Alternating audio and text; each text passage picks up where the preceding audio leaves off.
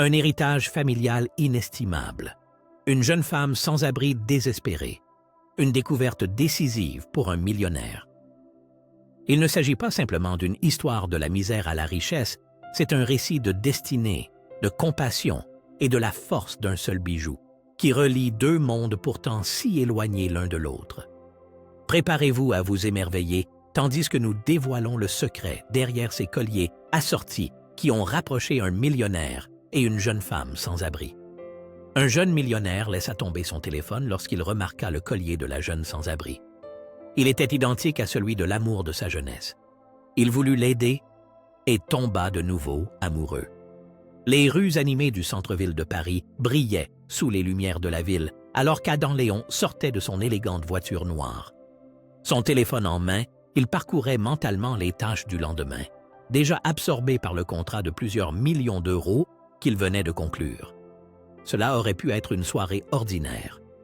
Pourtant, alors qu'il se dirigeait vers son café préféré, quelque chose, ou plutôt quelqu'un, attira son attention. Contre un mur, blotti dans un manteau en lambeaux, était assise une jeune femme. Ses cheveux étaient emmêlés, son visage marqué par l'épuisement, et dans sa main, un gobelet contenant quelques pièces. Adam aurait pu continuer son chemin, comme il le faisait souvent dans sa vie trépidante, mais cette fois, quelque chose le stoppa. Ce ne fut ni sa posture ni son visage, mais l'objet qui étincelait à son cou. Un collier. Il s'immobilisa, le cœur manquant un battement. La chaîne fine, le petit pendentif en forme de cœur orné d'un saphir, c'était inconfondable. Le pouls d'Adam s'accéléra. Ses pensées le ramenèrent plusieurs années en arrière, au jour où il avait lui-même passé ce collier au cou de la fille qu'il aimait plus que tout. « Sandrine », murmura-t-il. Adam s'approcha prudemment d'elle, le bruit sec de ses chaussures de luxe résonnant sur le trottoir. Plus il avançait, plus sa stupéfaction grandissait. Le collier correspondait en tout point. Il s'agenouilla légèrement pour se mettre à son niveau, s'éclaircit la gorge. « Excusez-moi », dit-il d'une voix tremblante. « Où avez-vous trouvé ce collier ?» La jeune femme, prénommée Sophie, releva brusquement la tête, la méfiance brillant dans ses yeux. Instinctivement, elle agrippa le pendentif, comme pour le protéger. « Pourquoi ça vous intéresse ?» répondit-elle d'un ton agressif. « Ce n'est qu'un collier. » Le cœur d'Adam se serra. « Non, ça ne l'est pas. Il appartenait à quelqu'un que j'ai aimé. » Sophie se figea, serrant davantage le pendentif. Son regard examina le costume et la montre coûteuse d'Adam, affichant une méfiance évidente. « Écoutez, je ne vous connais pas, d'accord? Laissez-moi tranquille. » Adam ne bougea pas. Son esprit bouillonnait de questions, mais il sentait qu'il ne devait pas insister. « Je suis désolé, » dit-il doucement, levant les mains en signe d'apaisement. « Ce collier compte énormément pour moi. » Sophie tourna la tête, ses lèvres pincées en une fine ligne. « C'est la seule chose qu'il me reste, » murmura-t-elle. Ces mots frappèrent Adam comme un éclair. « De qui l'as-tu reçu ?»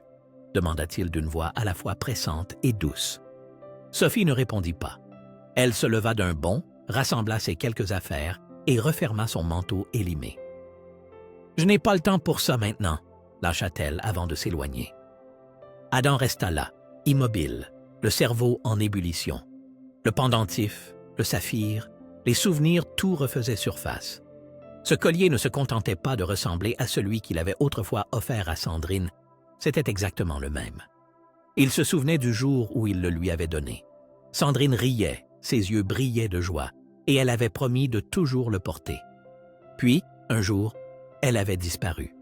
Sa famille avait déménagé soudainement, sans laisser de traces. Adam s'était longtemps demandé ce qu'elle était devenue, et le souvenir de Sandrine et de ce collier s'était gravé à jamais dans son cœur. À présent, après tout ce temps, le collier était réapparu autour du cou d'une jeune femme sans abri. Déterminé, il s'élança à la suite de la jeune femme. « Attends !» cria-t-il, sa voix traversant le vacarme de la ville. Sophie se retourna, le regard toujours méfiant. « Qu'est-ce que tu me veux ?» répliqua-t-elle, une pointe de désespoir dans la voix.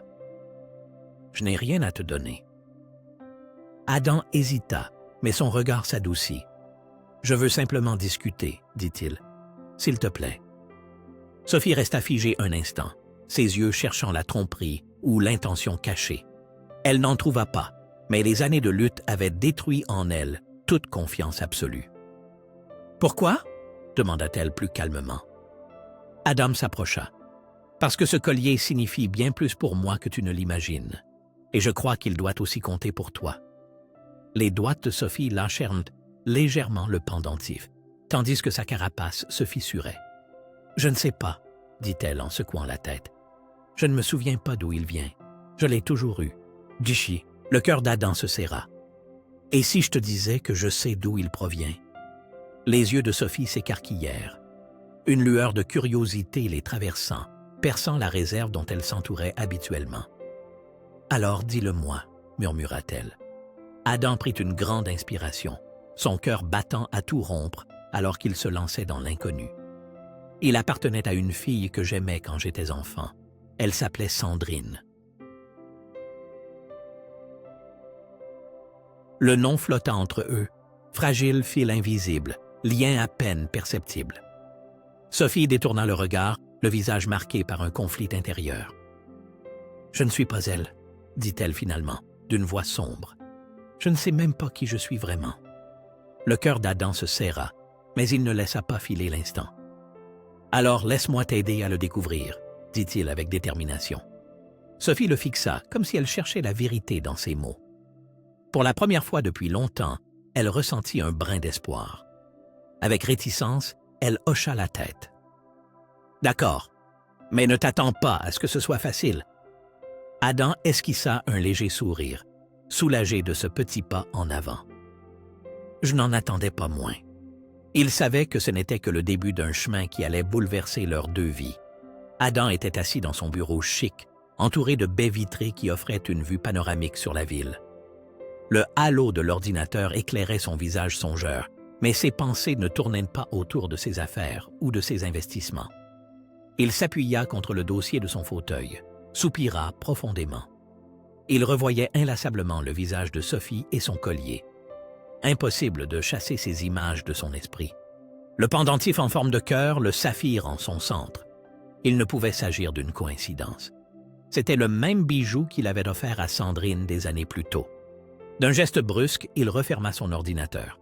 Son désir de trouver des réponses était trop fort.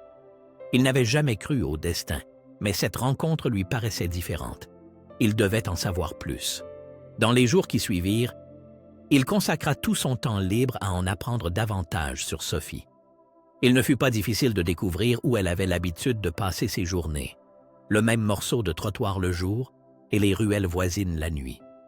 Depuis la sécurité de sa voiture, il l'observait tenter de survivre à une vie dure, ou plutôt de la laisser défiler sans elle.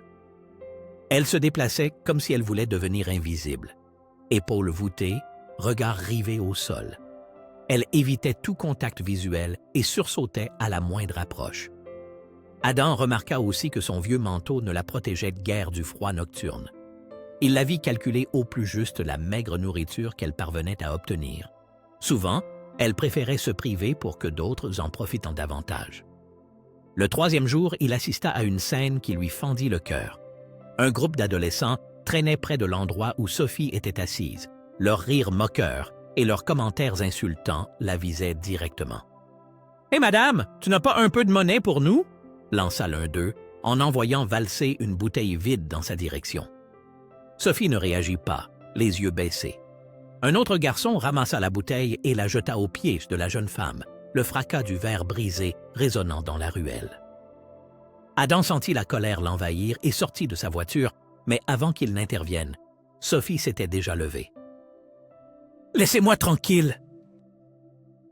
cria-t-elle, la voix éraillée, mais assurée. Les garçons s'éloignèrent en riant, leurs insultes s'évanouissant peu à peu. Adam l'observa s'effondrer sur le trottoir, agrippant à nouveau son collier, les mains tremblantes. Son visage épuisé portait pourtant une force tranquille qui le toucha profondément.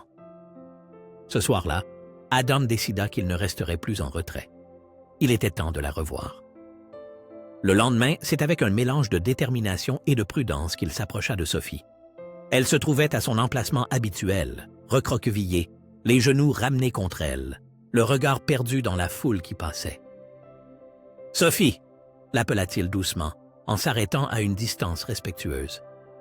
La jeune femme leva brusquement la tête, la colère et l'amertume traversant son regard lorsqu'elle le reconnut.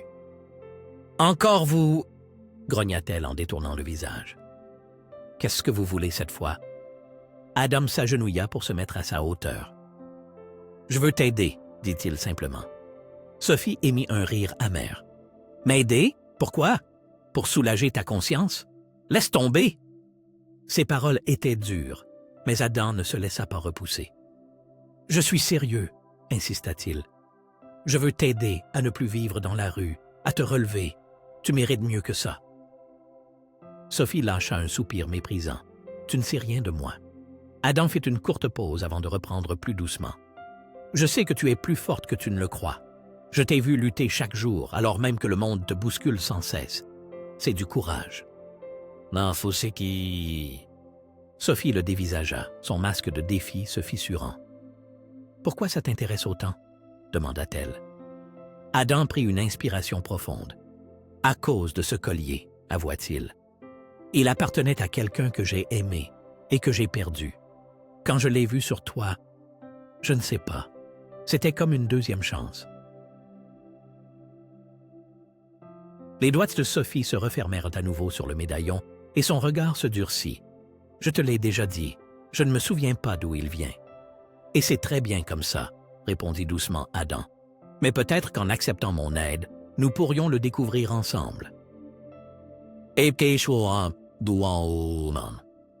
La jeune femme garda le silence, le regard fouillant le sien pour y dénicher un mensonge ou une arrière-pensée. « Je ne fais pas confiance aux gens comme toi, » finit-elle par dire. « Les riches en costume, ils veulent toujours quelque chose en échange. » Adam hocha la tête, reconnaissant la validité de ses inquiétudes. « Je comprends, » dit-il. « Tu ne me connais pas et tu n'as aucune raison de me faire confiance. Mais je te promets que je ne te demande rien en retour. Seulement que tu me laisses t'aider. » Sophie desserra légèrement l'emprise sur son collier et ses traits se détendirent un peu. « Où est-ce le piège? » demanda-t-elle à voix basse. « Il n'y en a pas, » répondit Adam. « Mais si tu acceptes, j'aimerais en savoir plus sur toi, sur ton passé. » Sophie fronça les sourcils. « Je ne me rappelle pas grand-chose. »« Ce n'est pas grave, » dit Adam. « Tu partageras ce que tu veux quand tu te sentiras prête. » Pour la première fois depuis des années, Sophie sentit une étincelle d'espoir naître en elle. Elle finit par acquiescer.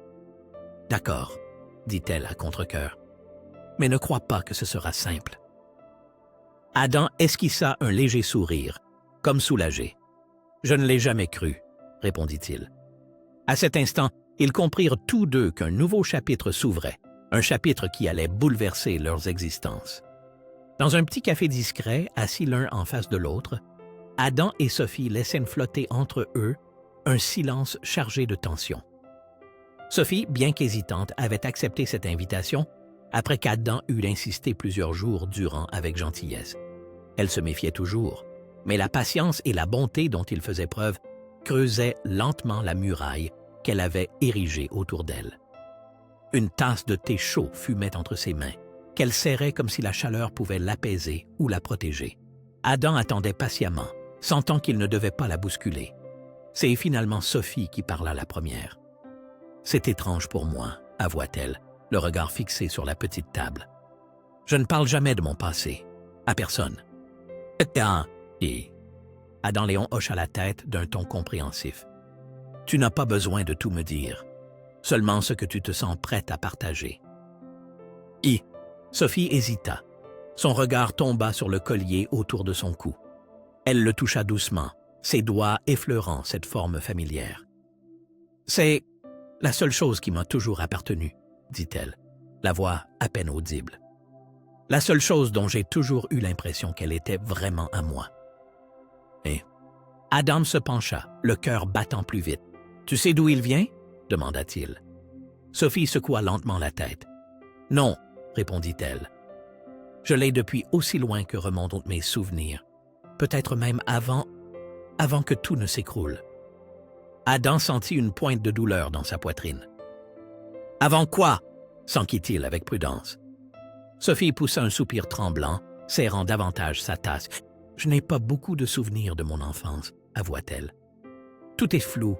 J'ai des bribes d'images, une maison, des rires, mais c'est comme essayer de retenir de l'eau entre mes doigts.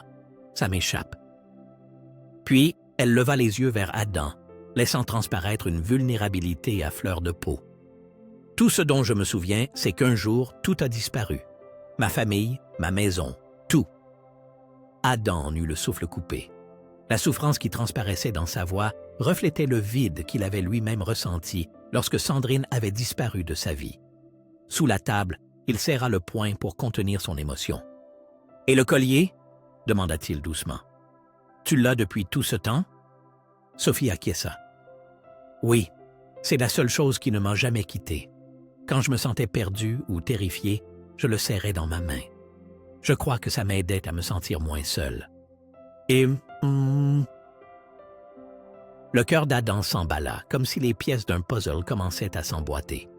Le collier, les souvenirs vagues d'une famille, le sentiment de perte, cela rappelait trop ce qu'il savait de Sandrine. Il s'efforça de rester calme, tandis qu'il scrutait le visage de Sophie, la forme de ses yeux, la ligne de sa mâchoire. Il percevait déjà une certaine ressemblance, mais les années et les épreuves la rendaient difficile à reconnaître pleinement. « Est-ce qu'il te reste quelque chose d'autre ?» demanda-t-il, tentant de masquer son émotion. Sophie secoua à nouveau la tête. « Pas vraiment, » dit-elle. « Seulement des impressions. J'ai l'impression qu'il me manque une part de moi, quelque chose d'énorme que je ne parviens pas à retrouver. » Adam avait le cœur lourd de compassion. Il se rendait compte que son intérêt n'était plus seulement motivé par l'espoir de retrouver un souvenir cher, mais par la jeune femme elle-même, assise en face de lui. Il était touché par sa force et sa vulnérabilité, par tout ce qu'elle avait subi. Il ne cherchait plus à résoudre une énigme, il voulait être là pour elle. « Merci de t'être confié, » dit-il d'une voix douce.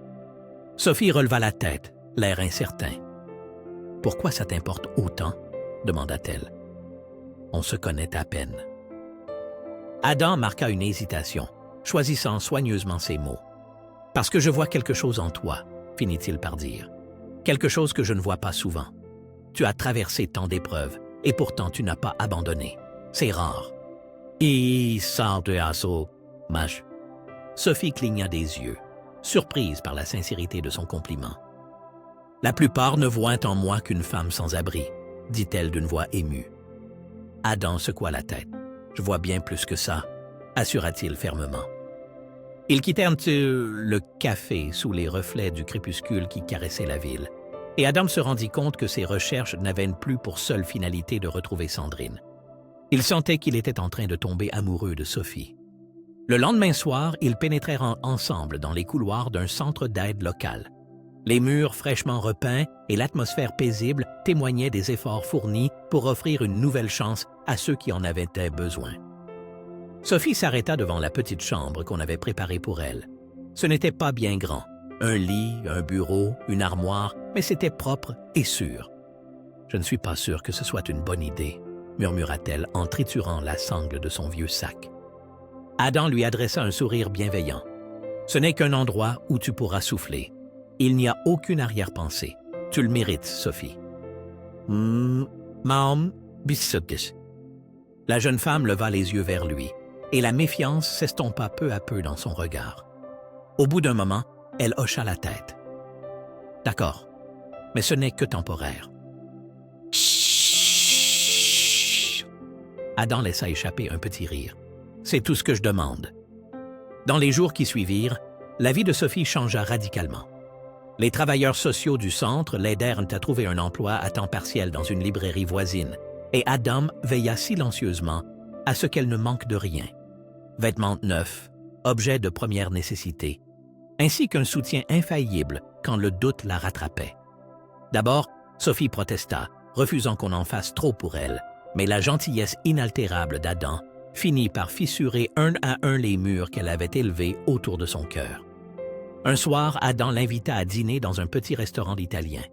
Au-dessus des assiettes de pâtes et de verres de vin, leurs conversations devinrent plus profondes. Alors, lança Adam, en se penchant légèrement en avant, « Maintenant que tu commences à t'installer, As-tu réfléchi à ton passé? Au collier? Sophie suspendit son geste, la fourchette à mi-chemin. J'ai essayé, avoua-t-elle, mais c'est comme un brouillard qui m'entoure. Dès que j'approche d'un souvenir, il disparaît. Adam acquiesça, compatissant. Ça doit être très frustrant. Ça l'est, soupira Sophie. Mais peut-être que ce n'est pas si important. Peut-être que je devrais aller de l'avant et oublier tout ça. Adam sentit son cœur se serrer. Il percevait la douleur qu'elle tentait de fuir en refusant d'affronter le passé. Mais il savait aussi combien il était essentiel de connaître la vérité, pour elle comme pour lui. Parfois, le passé nous rattrape, même si on ne le recherche pas, dit-il doucement. Au fil des semaines, ils se rapprochèrent encore. Leurs appels tard le soir, leurs promenades dans le parc, leurs rires partagés devinrent autant de moments précieux. Sophie commença à partager de vagues souvenirs d'enfance. « Je me souviens d'une balançoire », dit-elle un après-midi, alors qu'ils étaient assis sur un banc, à regarder le soleil se coucher. Elle était accrochée à la branche d'un grand arbre. Je pouvais y rester des heures. Le cœur d'Adam se serra. « Il y avait une balançoire similaire dans le quartier où j'ai grandi », confia-t-il. « Sandrine et moi passions des après-midi entiers là-bas. » Sophie inclina la tête sur le côté. « Sandrine, tu l'as déjà mentionné? Elle comptait beaucoup pour toi, n'est-ce pas? » Le sourire d'Adam s'éclaira d'une pointe de nostalgie. « Oui, elle était ma meilleure amie et mon premier amour. Puis un jour, elle est partie avec sa famille et je ne l'ai plus jamais revue. » Sophie l'écouta en silence. « Ça a dû être dur, » dit-elle doucement. « Ça l'était, » admit Adam. « Mais quand j'ai vu ce collier sur toi, j'ai eu l'impression d'avoir une seconde chance. » Dim kikim mom. Sophie baissa les yeux, serrant son pendentif. Elle mourait d'envie de lui avouer ce qu'elle soupçonnait, qu'elle était Sandrine. Mais la peur la paralysait. Et si Adam ne s'intéressait à elle qu'à travers les souvenirs de l'enfance? Une nuit, en rangeant ses affaires dans sa chambre, elle tomba sur quelque chose qu'elle n'avait pas vu depuis des années. Une petite photo froissée, glissée entre les pages d'un cahier. Son souffle se coupa lorsqu'elle la déplia. L'image était fanée, mais montrait clairement une petite fille et un garçon devant un grand chêne, près d'une balançoire. Le garçon, c'était Adam. Son cœur s'emballa et les souvenirs refirent surface. Les rires, les après-midi passés sous l'arbre, le moment où il lui avait offert le collier, tout lui revenait. « Je suis Sandrine !» souffla-t-elle, les larmes coulant sur ses joues, alors que la révélation la frappait de plein fouet. Mais une autre peur s'y mêla. Et si Adam ne l'aimait que pour ce passé idéalisé? Et s'il ne l'acceptait pas telle qu'elle était devenue? Elle serra la photo contre elle, les pensées tourbillonnant entre espoir et angoisse.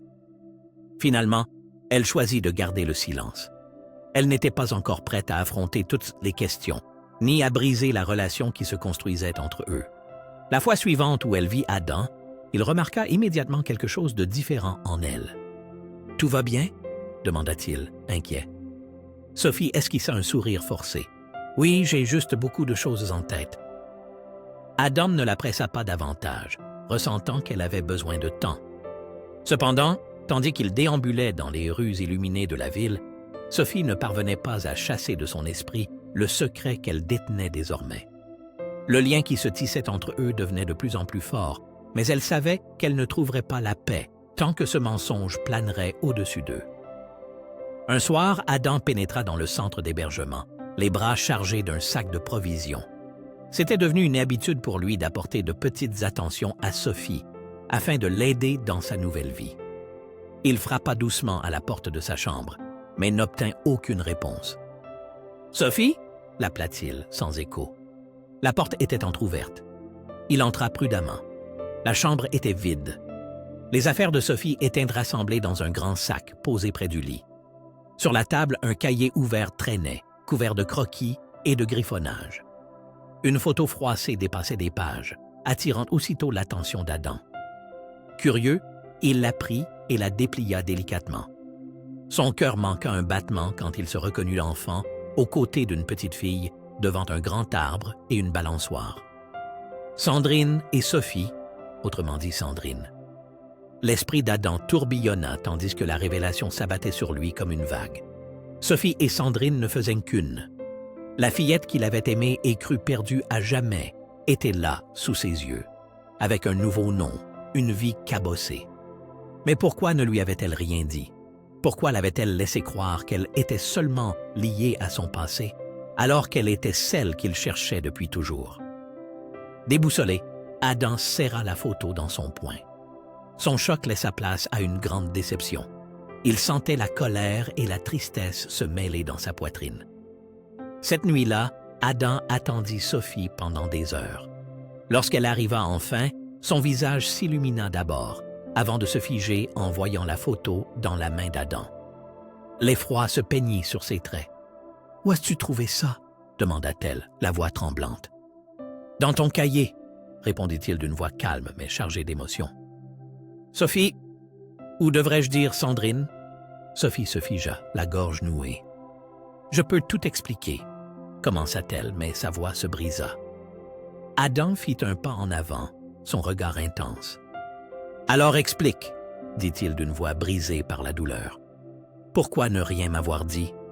Pourquoi me laisser croire que tu n'étais qu'une étrangère liée à mon passé, alors que tu étais celle que j'ai cherchée toute ma vie? » Les mains de Sophie tremblaient, agrippant la sangle de son sac, incapable de soutenir le regard d'Adam. « Au début, je ne savais pas moi-même, » avoua-t-elle d'une voix faible. « Pas avant de trouver cette photo, mais quand je l'ai découverte, c'était trop tard. »« Trop tard pourquoi? » insista Adam. « Pour la vérité, » murmura Sophie, la gorge serrée. Le visage d'Adam se radoucit, mais la souffrance n'en demeurait pas moins vive en lui. « Pourquoi avoir eu si peur? » demanda-t-il. « Tu pensais que je ne m'intéressais qu'à celle que tu étais avant, après tout ce temps qu'on a passé ensemble? » La voix de Sophie monta sous le coup de l'émotion. « Comment pouvais-je le savoir? Tu parlais souvent de tes souvenirs, de ton envie de retrouver Sandrine, comme si c'était un idéal.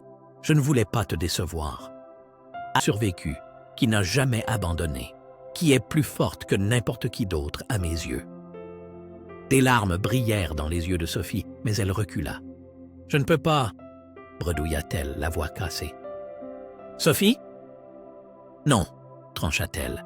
« Je ne viens pas de ton monde, et toi, tu ne viens pas du mien. » Elle attrapa son sac et sortit précipitamment, laissant Adam figé, la photo à la main, le cœur lourd de culpabilité et de regret.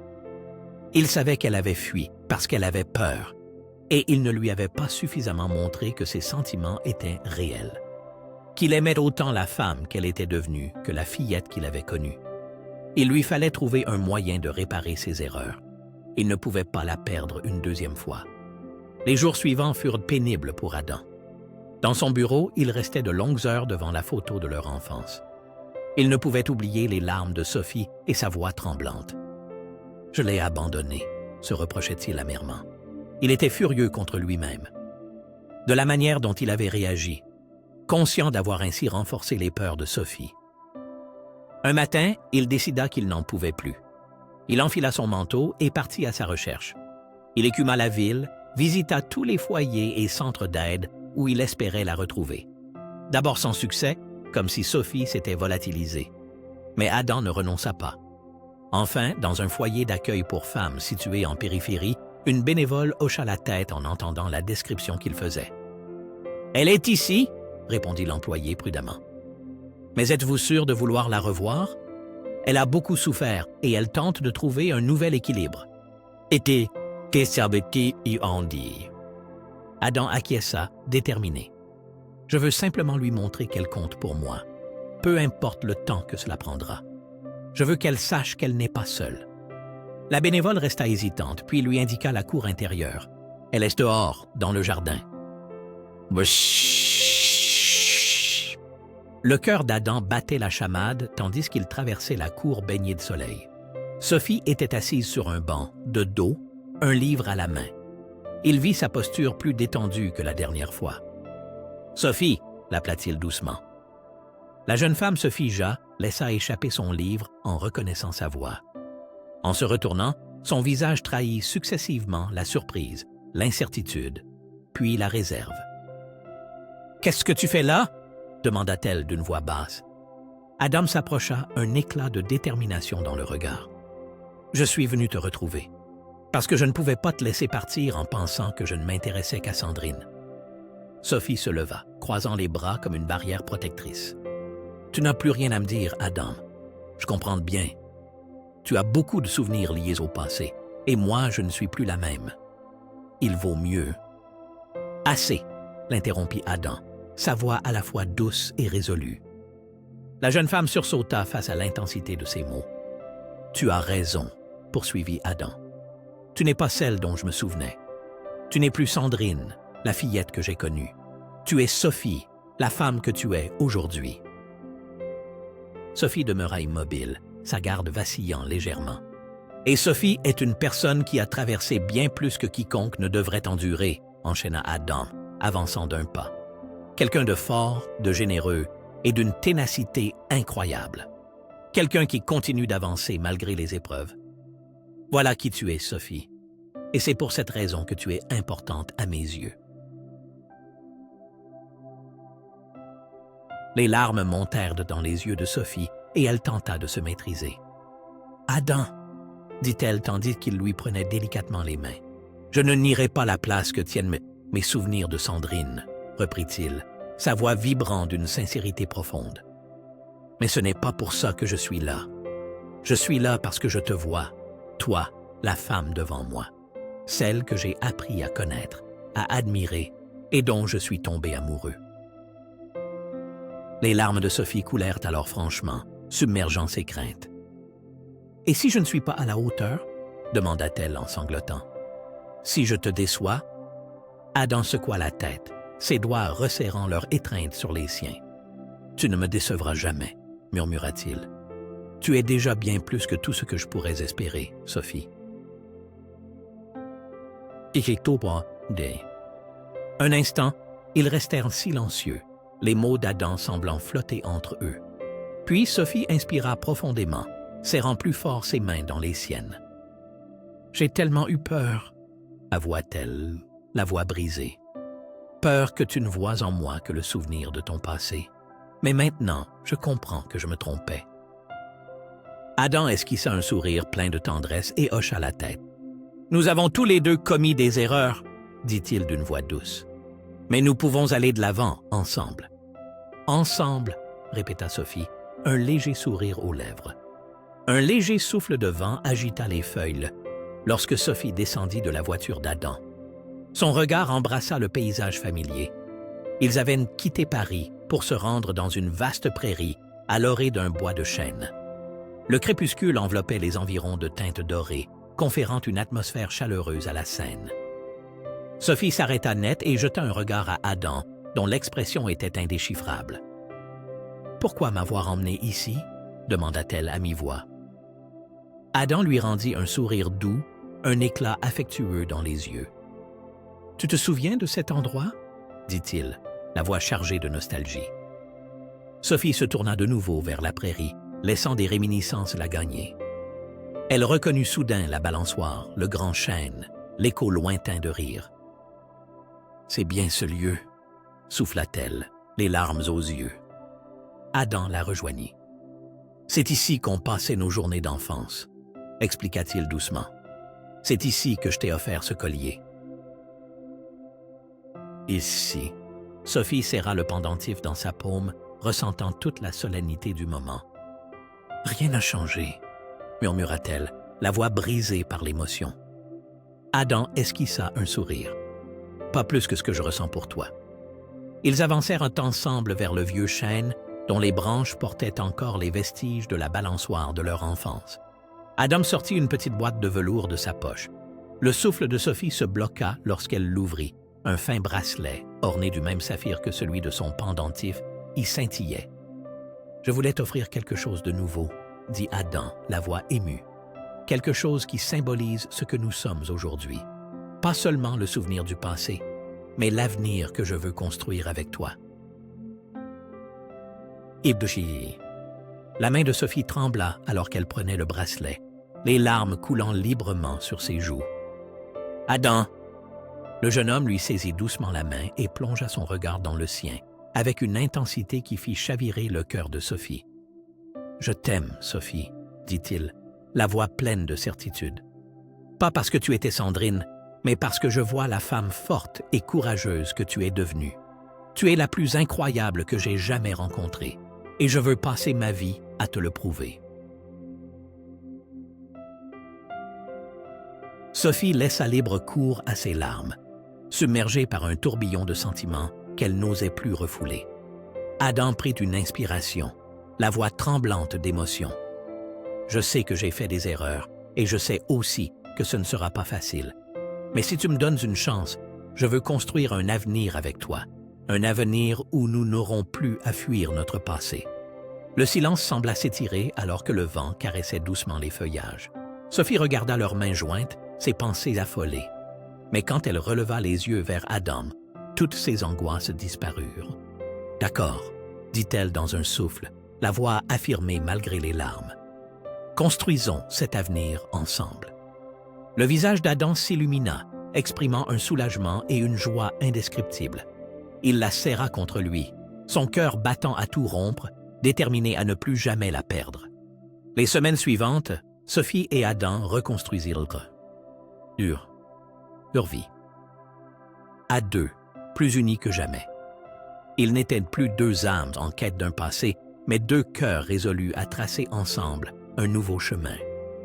Ils racontèrent leur histoire à leurs amis et connaissances, souhaitant offrir un peu d'espoir à celles et ceux qui se sentaient égarés. Ensemble, ils lancèrent une fondation pour soutenir les sans-abri et tous ceux qui, comme Sophie, avaient besoin d'une main tendue. Sophie s'investit pleinement, à l'aise dans les foyers d'accueil et les programmes d'aide de rue. Son propre vécu lui conférait une empathie unique, touchant profondément ceux qu'elle rencontrait. Adam se tenait toujours à ses côtés, admirant la force et la compassion qu'il avait conquis.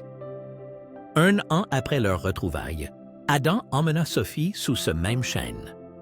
La prairie était animée par les rires d'enfants, tous issus du centre d'aide qu'ils soutenaient, et dont la vie avait changé grâce à leurs actions. Leurs rires étaient comme un écho de gratitude et d'espérance. Sophie et Adam s'installèrent sous l'arbre, elle appuyée contre l'épaule d'Adam, un sourire paisible éclairant son visage.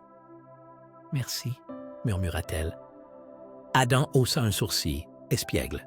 « Merci pourquoi? »« De ne jamais avoir abandonné, » répondit-elle d'une voix douce, chargée de reconnaissance. Adam déposa un baiser sur le sommet de sa tête, le cœur débordant d'amour.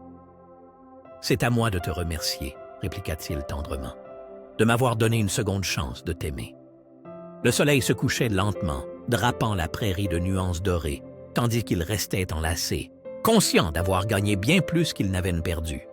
Ils s'étaient retrouvés, et cette fois-ci, ils ne se quitteraient plus. Ainsi, tandis qu'Adam et Sophie s'engageaient dans un avenir commun, leur histoire nous rappelle la puissance des secondes chances, la résilience face aux épreuves et la force d'un amour qui se redécouvre. L'amour n'est pas une quête de perfection, mais la capacité à voir les blessures de l'autre et à bâtir ensemble quelque chose de beau.